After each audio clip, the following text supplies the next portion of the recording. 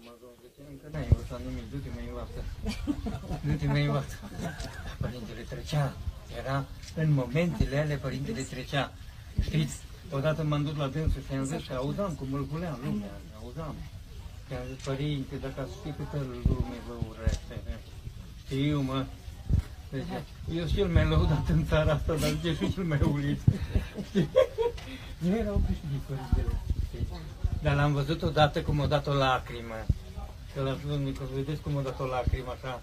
Și zice, mă rog lui Dumnezeu, atunci în lacrima aia, zice, mă rog lui Dumnezeu să nu intre nimeni în ea din cauza păcatelor mele.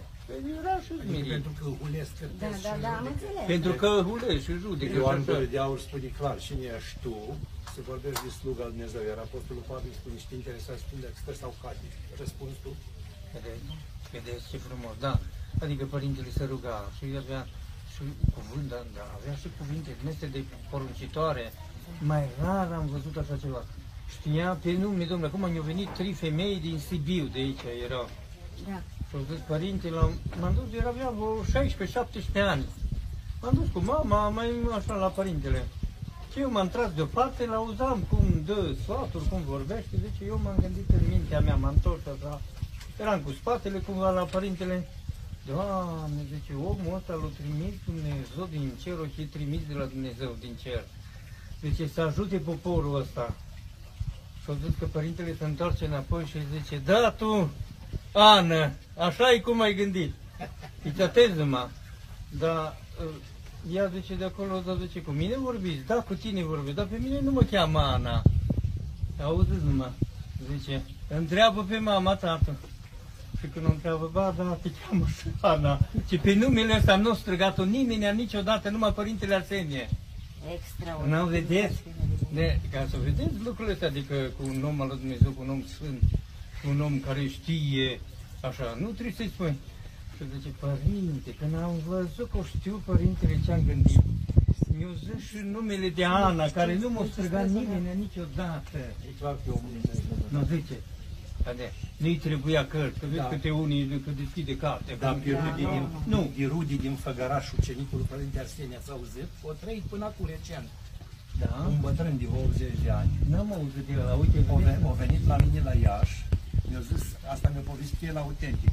Mi-a zis, părinte, când ați o citit vreodată în vreo carte scrisă, să știți că eu sunt autorul întâmplării.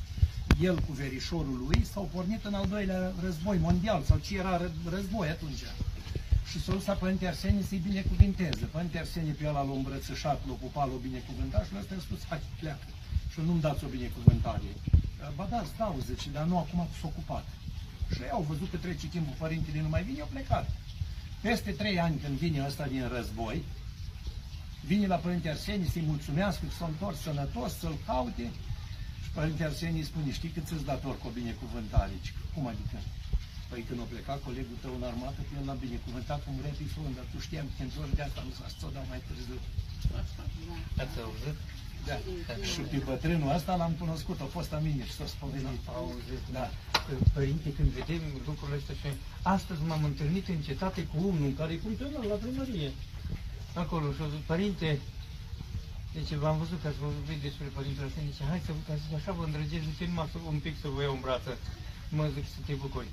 Și hai să vă spui, deci m-am întâlnit cu părintele, m-a sărutat pe frunte și mi-a dat o binecuvântare, mi-a făcut cruce și mi-a spus, zice, că mă, tu ai să ajungi undeva funcționar, mă, tu pe acolo ai să lucrezi. Și uite, părinte, că acolo sunt funcționar, zice, cum i-a zis părintele, copilaș eram, tânăr. Nu, părintele nu greșea nici un milimetru, nici în stânga, nici precis știa lucrurile astea. Numai știți cum unii care nu l-au văzut zic așa, că noi exagerăm. Care l-am cunoscut și am zis, nu exagerez, nu știu să explic. Exact. N-am cuvinte că tainele nu se vorbesc. Da, să vedeți că părintele zice acum. Dar eu trebuia să am mintea părintelui, trăirea părintelui ca să pot explica. Nu le-am.